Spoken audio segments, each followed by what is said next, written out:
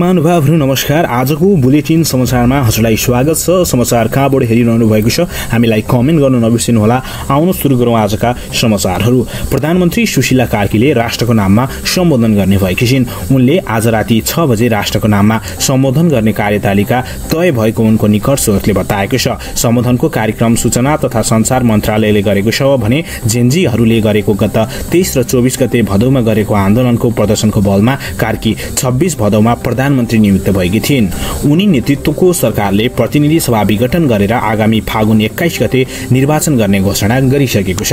दर्शक महानुभावहरु, जेनजी आन्दोलनका क्रममा घाइते भएका मोरङ बुढीगंगाका सन्तुन ढकाललाई भेट्न अर्थमन्त्री रामेश्वर खनाल विराट टिचिङ अस्पताल पुगेका छन्। भेटका क्रममा घाइतेका बुवा महेश ढकालले मन्त्री समक्ष मृतक परिवारलाई सहयोग, घाइतेहरूको निशुल्क उपचार र प्रभावकारी उपचार तथा आन्दोलनका क्रममा माग सम्बोधन गर्नुपर्ने लगायत 3वटा मुख्य माग राखेका छन्। नेपाल समाजवादी पार्टीका अध्यक्ष डाक्टर बाबुराम भट्टराईले पद त्याग गर्नुभएको छ।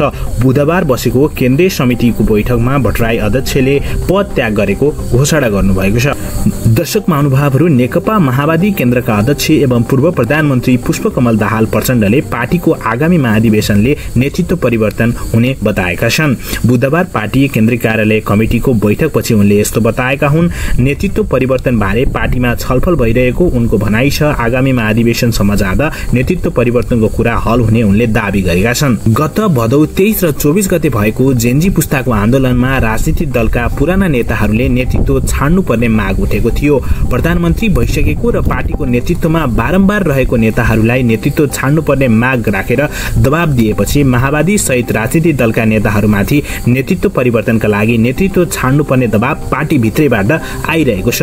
नेतृत्व परिवर्तन बारे पनि बहस भइरहेको छ। दर्शक महानुभावहरु, 27 खर्ब नाग्यो सार्वजनिक ऋण। प्रति व्यक्ति ऋणभार कति छ त भनेर आजको यो समाचारमा हामी हजुरलाई सम्पूर्ण जानकारी दिनेछौँ। अहिलेसम्म च्यानललाई सब्स्क्राइब गर्नु भएको छैन भने कृपया च्यानललाई सब्स्क्राइब गर्नुहोला र लाइक पनि गर्नुहोला। आउनु सुरु गरौँ आजको समाचारलाई। सार्वजनिक ऋण व्यवस्थापन कार्यालय अनुसार चालु आर्थिक वर्षको पहिलो 2 महिना भदौ मसान्तसम्म सार्वजनिक ऋण 27 खर्ब 43 अर्ब 38 करोड पुगेको हो। सार्वजनिक ऋणको कुल उत्पादन जीडीपी का आधारमा 44.92% हाराहारी पुगेको छ। सरकारले प्रमुख दलका केही शीर्ष नेताहरूको पासपोर्ट रोक्का गर्ने तयारी गरेको छ।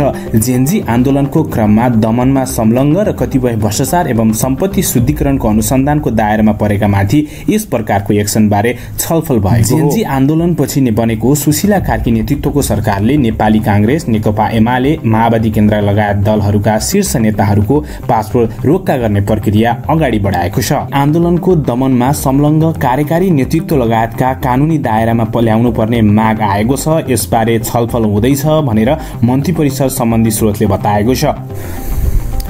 दर्शक महानुभावहरु, मुगलिन नारायणगढ सडक खण्ड अन्तर्गत तुइनखोला नजिकै खसेको पहिरो पछ्याउने काम 60% सकिएको छ। बिहिबार दिउँसो पौने 3 बजेसम्म करिब 60% पहिरो पछ्याउने काम सकिएको सडक डिभिजन भरतपुरले जनाएको छ। पहिरो पछ्याउनका लागि नारायणगढतर्फ 2 र मुगलिनतर्फ 3 गरी 5 वटा उपकरणहरू प्रयोग भएको छ। साथै 2 तर्फ 1-1 वटा उपकरण तयारी अवस्थामा राखिएको सडक डिभिजन कार्यालय भरतपुरले जनाएको छ। दर्शक महानुभावहरु, साताको अन्तिम कारोबार दिन बिहिबार शेयर बजार 2.35 अंकले घटेको छ। सो गिरावटपछि नेप्से परिसूचक 2652 अंकमा झरेको छ। त्यस्तै कारोबार रकम पनि घटेको छ। दर्शक महानुभावहरु, नेकपा माओवादी केन्द्रका अध्यक्ष पुष्पकमल दाहाल प्रचण्डको प्रस्तावमा नारायण काजी श्रेष्ठ र जनार्दन शर्माले फरक मत अर्थात असहमति जनाएका छन्। बिहिबार काठमाडौँको प्रज्ञा भवनमा सुरु भएको माओवादी केन्द्रको कमिटिको 7औं बैठकको पहिलो दिन अध्यक्ष प्रचण्डले पार्टी पुनर्गठन र नयाँ नेतृत्व बारे मंसिरमा विशेष महाधिवेशन गर्ने प्रस्ताव गरेका थिए। तर प्रचण्डको प्रस्तावमा नेता श्रेष्ठ र शर्माले असहमति जनाएका छन्। अध्यक्ष श्रेष्ठले प्रचण्डको प्रस्ताव अनुसार मंसिरमा विशेष महाधिवेशन सम्भव नरहेको भन्दै प्रतिनिधि सभाको निर्वाचनपछि महाधिवेशनमा जानुपर्ने बताएका छन्। मंसिरमा विशेष महाधिवेशन सम्भव छैन, निर्वाचनपछि महाधिवेशन गर्नुपर्छ भनेर श्रेष्ठले भनेका छन्। अध्यक्ष प्रचण्ड सहित श्रेष्ठ र शर्माले धारणा राखेपछि बैठक शुक्रबार बस्ने गरी पहिलो दिनको बैठक सकिएको छ।